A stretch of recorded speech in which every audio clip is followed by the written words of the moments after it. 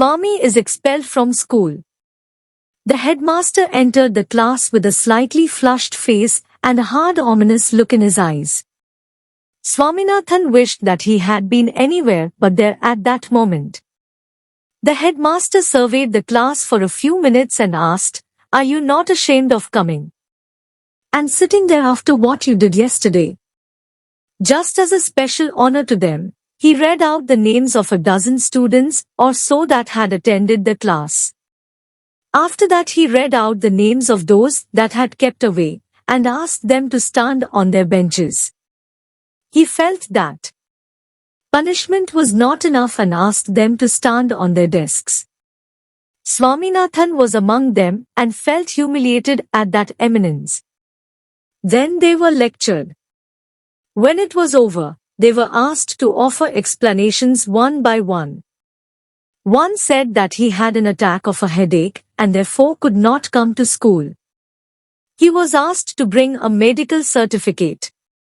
The second said that while he had been coming to school on the previous day, someone had told him that there would be no school, and he had gone back home.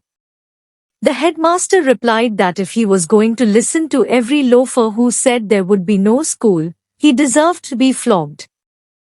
Anyway, why did he not come to school and verify? No answer. The punishment was pronounced, 10 days attendance cancelled, ₹2 fine, and the whole day to be spent on the desk. The third said that he had an attack of a headache. The fourth said that he had stomach ache. The fifth said that his grandmother died suddenly just as he was starting for school. The headmaster asked him if he could bring a letter from his father. No. He had no father. Then, who was his guardian? His grandmother. But the grandmother was dead, was she not? No. It was another grandmother. The headmaster asked how many grandmothers a person could have. No answer. Could he bring a letter from his neighbors? No, he could not. None of his neighbors could read or write, because he lived in a very illiterate part of Ellaman Street. Then the headmaster offered to send a teacher to this illiterate locality to ascertain from the boy's neighbors if the death of the grandmother was a fact. A pause, some perspiration, and then the answer that the neighbors could not possibly know anything about it, since the grandmother died in the village. The headmaster hit him on the knuckles with his cane, called him a street dog, and pronounced the punishment, 15 days suspension. When Swaminathan's turn came, he looked around helplessly. Razam sat on the third bench in front, and resolutely looked away. He was gazing at the blackboard intently. Yet the back of his head and the pink ears were visible to Swaminathan. It was an intolerable sight. Swaminathan was in acute suspense lest that head should turn and fix its eyes on his. He felt that he would drop from the desk to the floor, if that happened. The pink ears 3 benches off made him incapable of speech. If only somebody would put a blackboard between his eyes and those pink ears. He was deaf to the question that the headmaster was putting to him. A rap on his body from the headmaster's cane brought him to himself. "Why did you keep away yesterday?" asked the headmaster, looking up. Swaminathan's first impulse was to protest that he had never been absent. But the attendance register was there. No, I was stoned. I tried to come, but they took away my cap and burnt it. Many strong men held me down when I tried to come. When a great man is sent to jail, I am surprised to see you a slave of the Englishman. Didn't they cut off Dhaka muslin, slaves of slaves? These were some of the disjointed explanations which streamed into his head, and which, even at that moment, he was discreet enough not to express. He had wanted to mention a headache, but he found to his distress that others beside him had one. The headmaster shouted, Won't you open your mouth?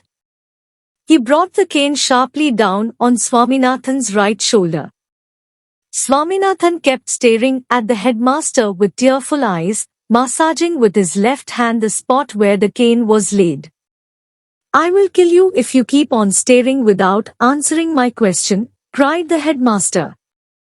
I couldn't come, stammered Swaminathan.